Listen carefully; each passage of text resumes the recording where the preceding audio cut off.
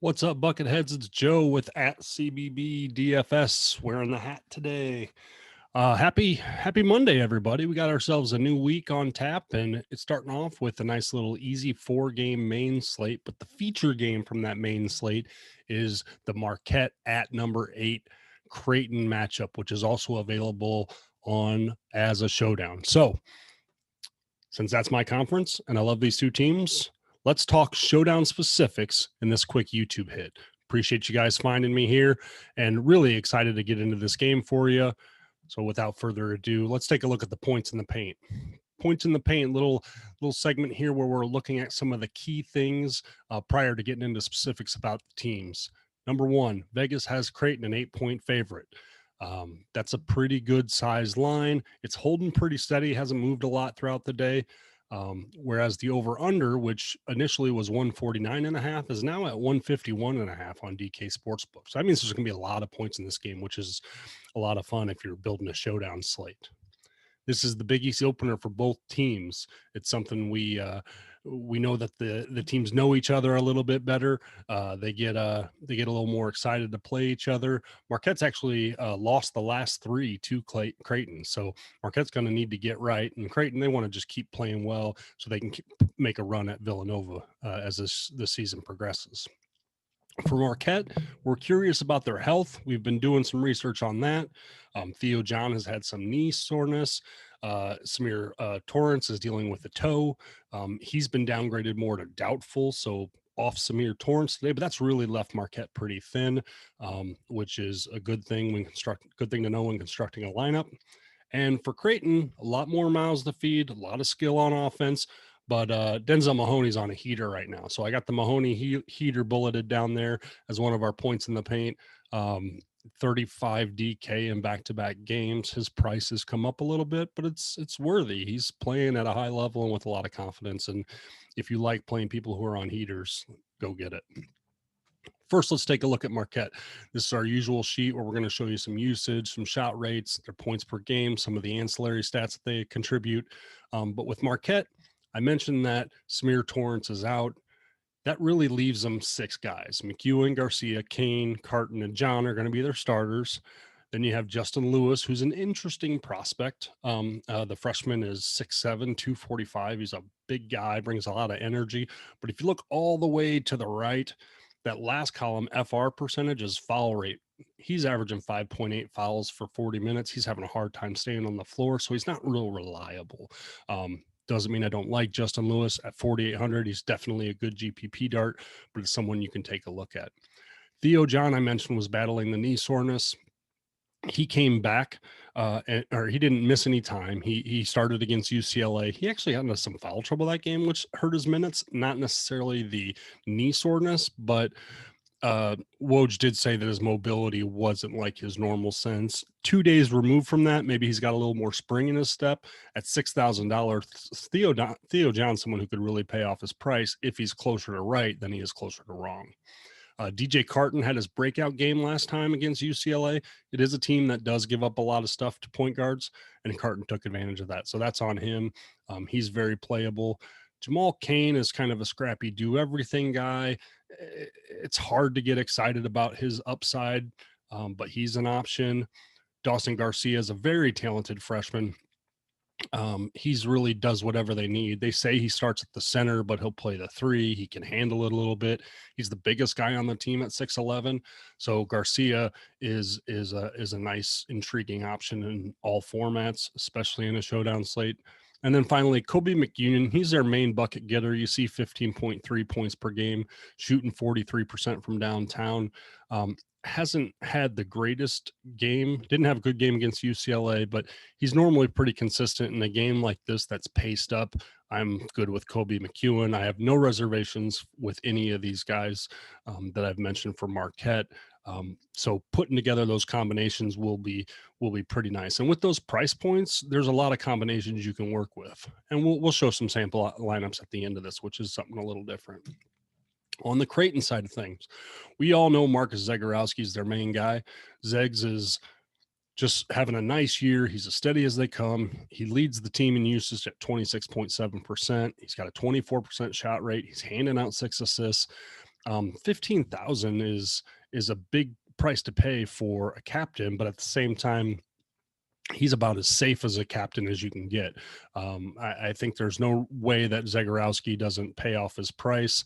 He's kind of a must get into all lineups. I can't see a lineup build where you fade him, but there's also a case that can be made with enough talent around both these teams that you could start him at a captain as well.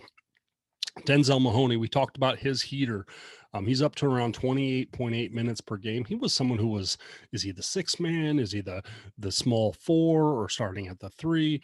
They didn't really know his role, but he just took it over the last 3 games. Like I said, 35 DK, really showed out against Kansas, had another good game against Nebraska. He's someone who's unafraid to shoot, unafraid to go rebound, unafraid to make plays.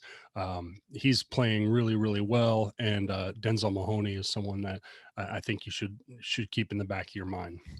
Now, Mitch Ballack, on the other hand, hasn't played as well. He's a great player. He's been in the system for a long time, a knockdown shooter, a good defender, good rebounder, good passer.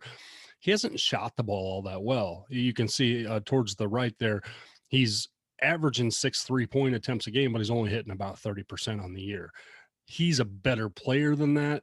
I think he's priced down and he's someone that we can probably take advantage of if he hits that breakout, but his form isn't great right now. So if you're a big form guy, maybe stay off of Ballack. But if you believe in the talent and think this is a place where he can rebound and get more closer to his former self, that's definitely him. Right now, he's averaging 7.6 a game. By the end of the year, that'll be at 14 or 15 points per game. It's just that's who he is.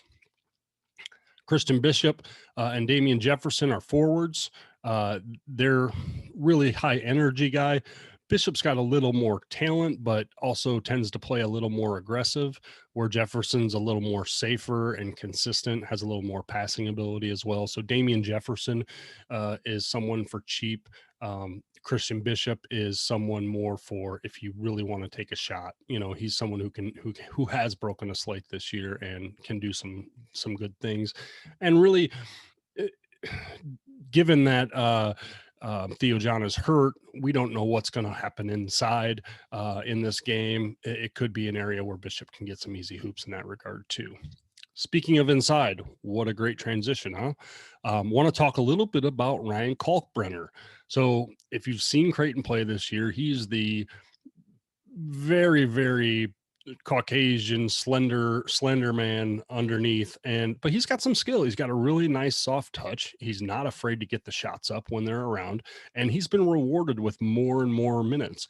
We always kind of thought that 5 when they needed side was going to be Epperson, but he hasn't done anything this year, and Kalkbrenner's really stepped up his game. Now, I'm not in love with him and going to rush him into any of my lineups, but I'm going to monitor this guy a lot because when they face teams with significant size, his length is going to be needed, and he's going to make plays. He's unafraid to shoot, and he looks like a fun little Creighton player for the next couple of years. So keep an eye on Ryan Kalkbrenner. That's just a name that I think, while again, I might not be shoehorning him into my Showdown slate, it's definitely someone I want to watch this year, and I think he's going to have some big games. After that, Jones and Mitchell play a little bit. There's enough flexibility, though, with those mainstay players that you shouldn't have to go that low to get someone in your lineup. All right, let's take a look at some sample lineups. This isn't something we normally do on these, but since we're playing around with the format and taking suggestions, I just threw out 2 sample lineups, one with a Zagorowski captain and one that's real contrarian. As you can see, I was able to get Zagorowski in the captain spot and still build a lineup with relatively low risk for the most part. This is a pretty safe lineup at the top here. You can see it's very Creighton heavy. You have 4 Creighton players, 2 Marquette players. You need to have at least one when you're doing a Showdown slate. But what this does is this is part of the narrative that I'm talking about. And I mentioned this on every YouTube video. If I think Creighton's going to steamroll, and I think this is going to be a fast-paced, guard-oriented game, well, then that first lineup looks really good to me because you got Zagorowski and Mahoney, who have been red hot. You got Bishop, who can break a slate, and you got Jefferson, who's as steady as they come. Now, you have to play at least one of the Marquette players, and since I think this is going to be an up and down, fast-paced game, give me the point guard Carton and Garcia just because of the talent and flexibility and his ability to get some of those junk ancillary stats. The second lineup's a little more fun, and you can see the trade-off here. In this one, I just took a whim and put Theo John at captain. Now, I'm probably not putting Theo John at captain because of the knee soreness, but this is a guy who, when he's right, has had 40 DK games. He can get a solid double-double with another 5 blocks when Theo John is playing like Theo John. But in this instance, at the value, he goes into the captain spot. You see him priced up and his stats multiplied by that 1.5 point multiplier that reflects his fantasy points per games as a captain. Then I'm still able to get Zagorowski. As mentioned, I don't think you can do a lineup without Zagorowski in Showdown. DJ Carton's there. Kobe McEwen's there. Again, this lineup has 4 Marquette guys and 2 Creighton guys. Maybe this is for the narrative that you think Marquette's going to keep this a pretty good game.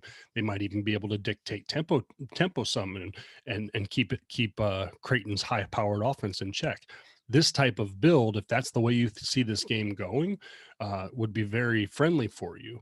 You're still getting Creighton's 2 best players by the numbers in Zagorowski and Mahoney, but then you're getting 4 people on a Marquette team that doesn't go deep into their bench, not with Torrance's injury, and they're all in play for you. So this team stacks and stacks and stacks, but as Marquette plays well, you're going to finish well. Something to keep in mind when you're thinking of your narrative. How is this game going to go? And how can I build a lineup to match my narrative? So 2 completely different lineups there. As you can see, I didn't have to reach for any super cheap guys. There's enough flexibility here for us to have a lot of variations, but a lot of good players. There's no need for a punt really on this slate. Well, guys, what'd you think? Want to thank you all for watching the YouTube videos. We'll keep them coming if you guys keep liking them. Our Twitter, you guys know it. It's at CBB_DFS. We post our daily write-ups there Monday through Friday. And you can find those on the web directly too at www.cbb-dfs.com. We are off and running. This is our last week unopposed from the NBA. So let's have a big one, Bucketheads, and win all the money.